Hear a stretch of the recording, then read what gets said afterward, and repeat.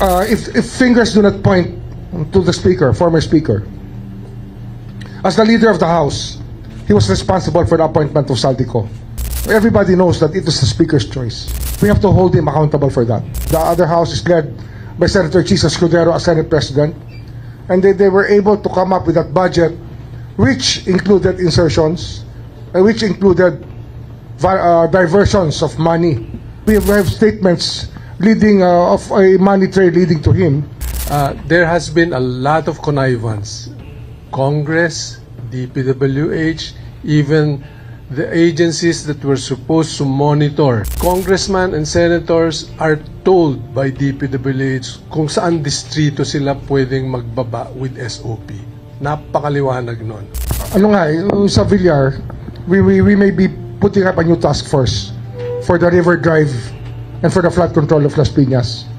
Lagot na Romualdez, Escudero at Mark Villar. Binuking ang mga pagkakasangkot sa anomalya ng korupsyon. Remulla at ICI binitawan ang napakalaking bomba. Halika, atin itong pag-usapan mga kaibigan. Hindi kasi when we look at the Saldico cases, the whole pattern that happened, it was really Saldico working with some senators that came up with a final version of the budget. And the plan was laid out there. If fingers do not point to the speaker, former speaker, as the leader of the House, he was responsible for the appointment of Saldico.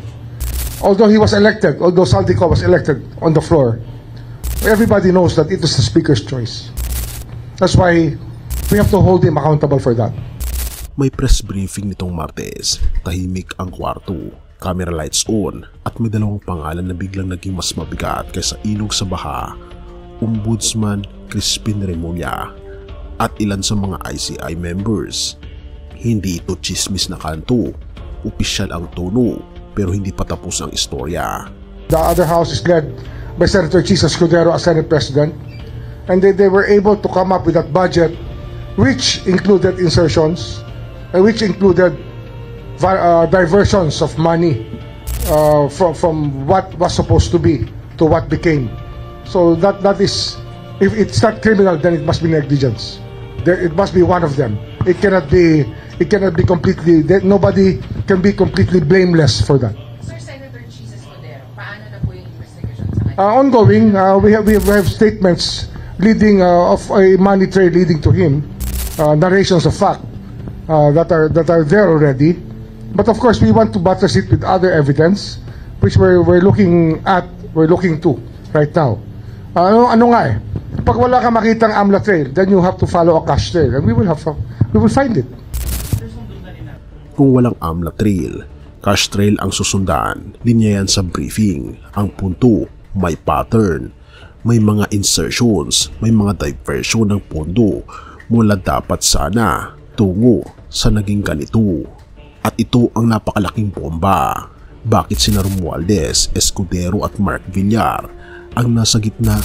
Romualdez, pinangalanan sa ilang testimonya sa Senate Inquiry, mariing ng tinay pero sa teorya ng accountability. Ayon kay Remulla, hawak ng House ang appointments at kapangyarihan sa budget, but denial is not dismissal. Therefore, papel ng investigasyon ang maglatag ng trail at ang pagtatalaga. Kay Saldico, Escudero, pinuno ng kabilang kabulungan sa ilang panahong tinukoy. Kung may insertion sa budget, leadership chain ang tinitingnan, hindi sapat ang walang alam. Pero kailangan ng ebidensya, hindi lang parinig, therefore, hinihintay ang case filings. May kinalaman ba kay Saldico at ano ang kanilang pinag-usapan noon? Mark Villar, Las Piñas, Zabote River Tribe, multi-billion, may tanong sa performance at benepisyo, may conflict of interest ba? At may panawagan ng investigasyon. Bacoor, Las Piñas area. Kasi andun yung mga lupa na nag-benefit din eh. They're the landowners also that benefited from that. So we have to look at that also. We're forming a new task force for that. Just for Villar itself. Yung Zapote River Drive, together with the Bacoor properties that were boundaries on the rivers, dinaanan ng river. There were improvements made in that area. That's one thing that has to be looked at. Ano yun eh? Pag tigaroon ka, pag dumaan ka ron, alam mo kanilang lupa yun. Nakita mo yung river wall. Tanong mo, sino ba gumastos? Gobyerno o sila? Ganun kasimple yun. It's as simple as that. So we will determine that later on. Sa costing ng project na nangyari doon. Ang tanong, sino ang sinasabing sasampahan ng mga kaso sa November 25? Kasama ba sila Romualdez, Escudero at Mark Villar? There has been a lot of connivance. Congress, DPWH, even the agencies that were supposed to monitor the fund movements. No? So definitely there was total connivance, and the fact is that congressmen and senators are told by DPWH kung saan distrito sila pwedeng magbaba with SOP.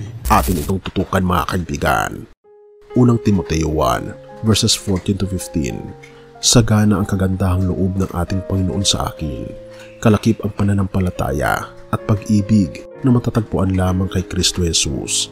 Tapat ang pananalitang ito at nararapat tanggapin ng lahat. Si Kristo Jesus ay naparito sa mundo upang iligtas ang mga makasalanan, at ako ang pinakamasama sa kanila. Sa mundong puno ng korupsyon, pagkakamakasarili at pagkukunwari, ang hustisya ng tao ay madalas mabagal, pero ang hustisya ng ating Panginoon Diyos, ng ating Panginoon Jesus ay laging matuwid. Therefore, sa halip na tumingin lang sa mga balita ng kasalanan ng iba, lumapit tayo sa ating Panginoon at hayaan natin siya ang sumiyasat ng ating mga sariling puso. Kaibigan, ang ating Panginoon Jesus ay hindi lang Diyos ng hustisya. Siya rin ay Diyos ng pag-ibig, biyaya at habag. Hindi siya lalapit upang parusahan ka, kundi upang iligtas tayo. Kaya kung pagod ka na sa kasinungalingan ng mundo, isuko mo ang lahat sa Kanya. Ang bigat ng puso, ang galit, at ang pagkadismaya mo. Purihin ang ating Panginoon Diyos at tayo manalangin.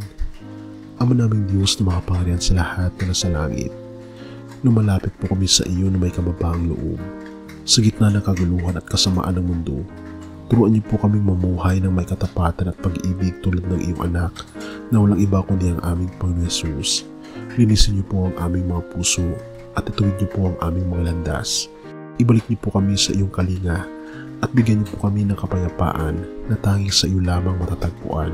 Pinupuri po namin kayo at pinapasalamatan, o aming Panginoon Diyos, sa inyo pong kabutihan sa amin, at patnubayan niyo po kami, at patawarin po kami sa lahat ng aming mga pagkukulang at pagkakasala, sapagat ito po ang aming samot hiling sa matamis na pangalan ng aming Panginoon Jesus.